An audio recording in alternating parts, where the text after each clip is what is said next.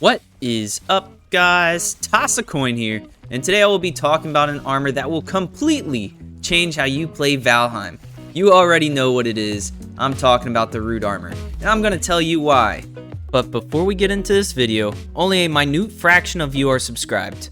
If you enjoy the content, please like and subscribe to get this content out to as many people that could use it. So once you arrive in the swamp in your blueberry suit, you will quickly realize these are all of the guys who would like to hurt you. And these guys are really good at it. However, with the root armor, only like half do a good job at hurting you. The fastest way to get the root armor would be to find an abomination and lead it over to a fire geyser that certlings spawn around. If you can't do that, then a bonfire works as an alright substitute. As you get more comfortable, try and parry the abominations and add some DPS with an axe or sword while the abomination is on fire. Then collect its remains and go craft your root armor. Now we have that. The amount of resistance that the root set provides is insane. It cuts pierce damage and poison damage in half. The helmet allows you to no longer need to brew poison resist meads, which is a nice time saver. You'll need to come back to the swamp many times, so having an item that is basically a permanent poison resist mead whenever you want is just a no-brainer investment. Full iron does make you a little bit more resistant to the poison damage, but I have died too many times to even bother risking it, when all I need to do is equip a single helmet. I actually keep the root mask in my back pocket in case I ever have the blobs and oozers event happen. It really allows you to fight without a worry against any poison damage mob. The root chest is probably one of the single most valuable items in Valheim, and there is no reason why you should ever skip out on crafting it. The root chest gives resistance to pierce damage. That means all of these guys aren't so scary anymore. Now there is a downside to using the root chest, and this applies to all root armor pieces. It has a weakness to fire. However, it is always raining in the swamp, which means the swamp literally cancels out the one weakness of the root chest armor.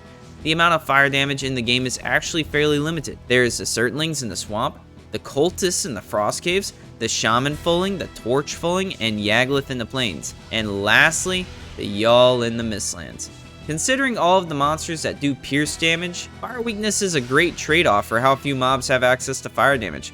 Not to mention, by the time you are in the plains and fire damage is slightly more prevalent, you can just craft barley wine, which fully negates the fire weakness. The root chest isn't just a piece of armor that you upgrade out of and leave forever once you are onto the next tier gear. The root chest is arguably the best in slot chest piece for the plains and the Mistlands due to all of the pierce damage. In the plains, we have the ever constant threat of mosquitoes that get completely nerfed when wearing this armor. They honestly aren't even worthy of their names. Any of you who have sailed too close to a plains biome too early know of the wrath that these little guys inflict. The spear fullings are kinda the same deal.